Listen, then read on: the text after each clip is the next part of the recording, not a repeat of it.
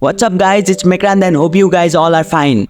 Today we are diving into basics of logging into Hdfc Bank's official website. Without delay, let's get started. Step 1. Access hdfcbank.com. Open your preferred web browser and navigate to www.hdfcbank.com.